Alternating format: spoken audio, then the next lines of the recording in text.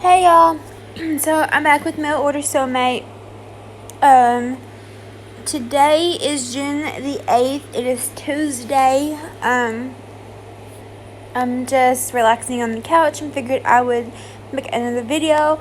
I have videos scheduled up until June the 21st. So this video will be uploaded on the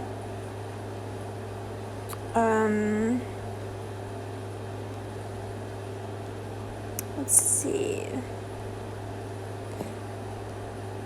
Give me just a second. This video will be uploaded on the 22nd, which will be on a Tuesday again. So that is good. But enough chit chat. Let's jump right on into it and get started. So, Chapter 5. By the time Catherine made it home, having shoved the stroller through the thick snow for blocks, she was a sweaty, tired mess. Her new parka, which reached her knees, almost meeting up with her high on the calf, water boots, definitely did the trick, keeping her toasty. She felt like she could hunker down and hibernate in this getup. Zach, who tried to help despite her brushing him off, had carried the large bag of cast-offs and extra winter clothes. Now he battled the slippery armful as he tried to unlock the door, while keeping the bag out of the piled up drifts. It must have snowed 6 inches in 30 minutes. She'd never seen anything like it. The snow had let up, but the heavy clouds above looked as though there was plenty more to come, and she'd agreed to go out again, to a party, in a room filled with people she didn't know. The town was great, she already decided that. It was very much what she was looking for in terms of raising Savior, but it was a bit much with the aesthetics welcomes. Okay, a lot much. She was overwhelmed, but she stayed home to catch her breath instead of going to the party. She was certain she'd be entertaining surprise visitors for days. It was best to get it all over with now. Sacrifice the curiosity about the newcomer so she could have some peace later in the week. Did Jen say she brought over a car seat? She asked Zach. She did. And you have a car? I do. Catherine unzipped her coat and shoved her cap higher off her forehead. The right gear obviously made all the difference when it came to staying warm. How's the parka? Zach asked, the skin around his eyes creasing with amusement as he took in her overheated appearance. Perfect. And it would take weeks of part-time work to pay it off. In time, she reminded herself, in time.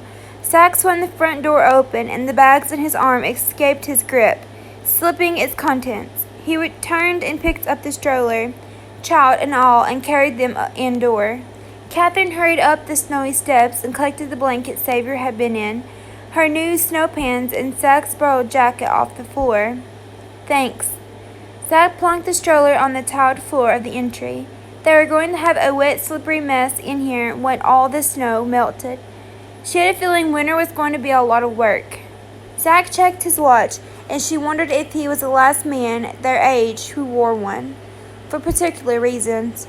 I'm going to run this ring over to Gran. Wanna come? She's a hoot.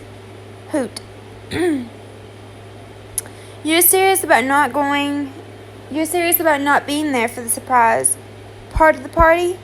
I said 30 minutes. We still have 20. It was tempting to stay home to melt into a chair for a few minutes, but she also wanted to see what kind of man she married. Would he truly return the ring if she didn't go with him? Although, who would say he was going to do something and then not do it? Her brothers? Uncles? Father? She signed inwardly and recipped her new jacket. I hope we're driving this time. We can drive, Zach confirmed. He stepped into the living room, collected the car seat, and headed to the garage. Catherine pulled Xavier from the stroller and followed him. He was standing in front of a surprisingly small car, holding the seat by its top handle, making it look like a large picnic basket in his easy grip. He sucked one corner of his lip into his mouth and thought, then twisted to glare at her. You have any idea how to install this thing? I think so. She handed the bundled-up infant to him, gave Saver an affected tap on his nose with the tip of her finger, and opened the back door to the little Nissan. Somehow she expected the man to drive something larger. All the vehicles she'd seen on the road so far seemed to be supersized and sprawling, just like the local homes and yards. She pushed the baby carrier aside the bench seat. In the middle is the safest, she said over the shoulder. Zach was slightly bouncing Saver, trying to peer into the small space to watch what she was doing. She took the long lap belt and twisted the infant's seat so it rested backwards against the seat. She found the spot for the seat belt, clicked it in place, clenched it, and awkwardly backed out again. Is that ball supposed to be in the green zone? Zach asked, peering into the back seat. What ball?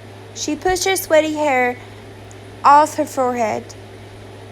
That leaving gouge on the side of the baby seat? The ball is in the red. Zach pointed to something that definitely looked like a safety device, calling her installation efforts a failure. Here, Zach handed her a savior and crawled in, banging his head on the roof as he went. Are you okay? Peachy, he grumbled. Somehow I pictured you with a larger vehicle. It's in the shop being repaired. This is a loaner. What happened?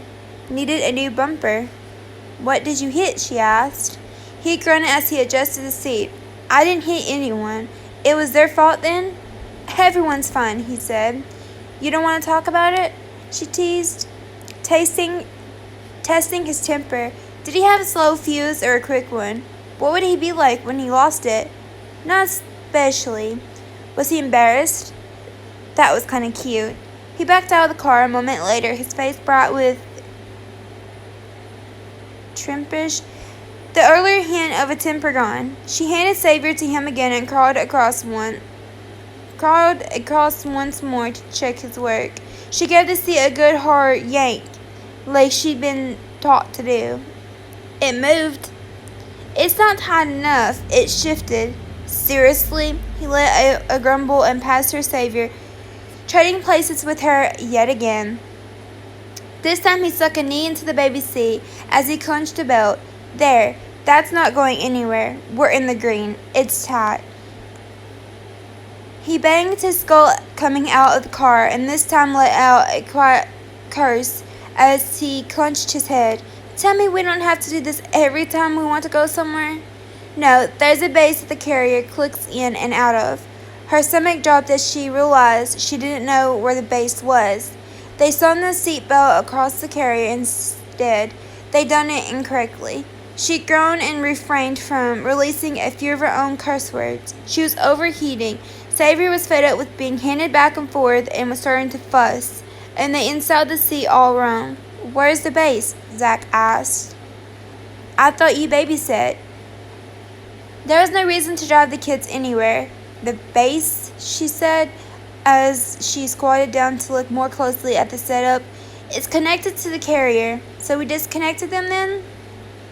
Maybe we should walk, she suggested. I never admit defeat to baby seats. We inside the base click in the carrier? She could hear him coming into the problem-solving mode, and she relaxed, concerned. He would fix everything if she just stepped aside. Yes. It was a nice feeling being able to hand off this problem and all the frustration that went with it. What are you doing? She asked. He had his phone out and was poking at his screen. I'm going to look up the manual online. It's time to get serious. Get this done right. You're searching for the manual? Yes. That was sexy, and it was definitely better than what had happened in the past. But the brand new bookshelf she bought herself at age 14. Her determined father meaning well as he helped her put it together. Had instead destroyed it. He became certain that he was assembling in the correct way and that the boards just needed a few more drills, holes. You and I would not be best buy an infant seat, Zach promised. Not today.